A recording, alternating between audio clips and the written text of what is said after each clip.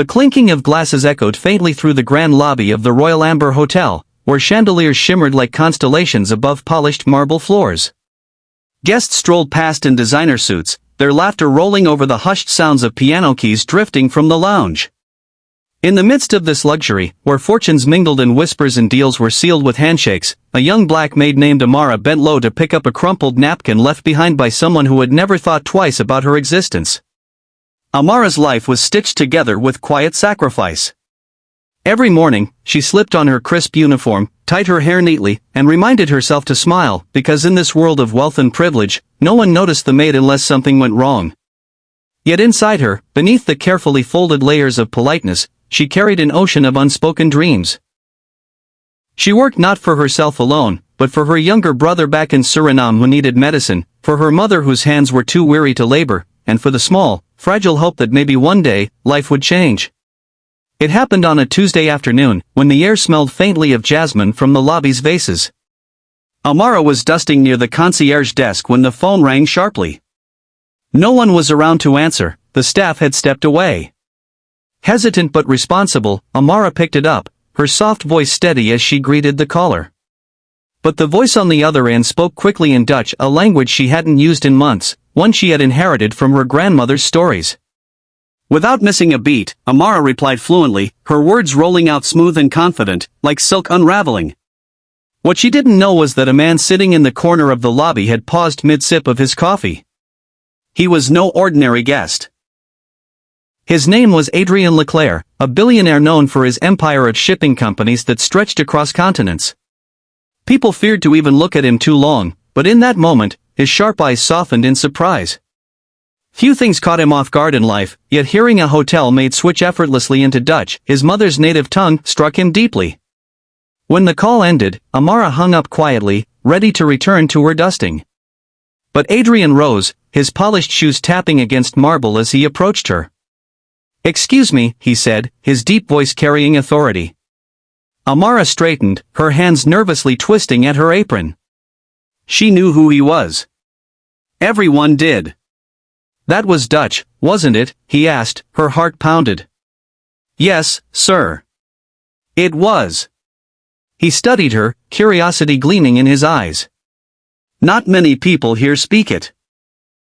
"Where did you learn?" she explained softly about her grandmother, about late nights learning words not from books but from love, about how languages came naturally to her, how she also spoke English, Spanish, and even some French. For her, language was more than communication, it was connection.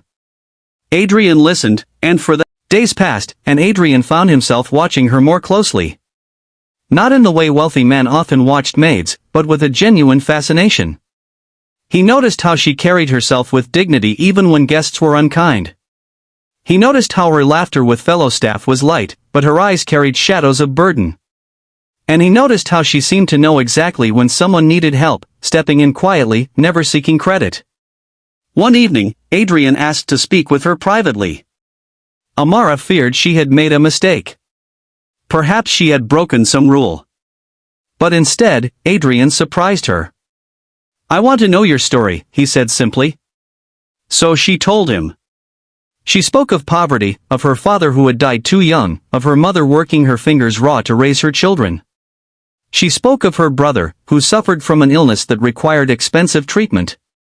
She confessed that she had come to the city, taking any job she could find, just to send money home.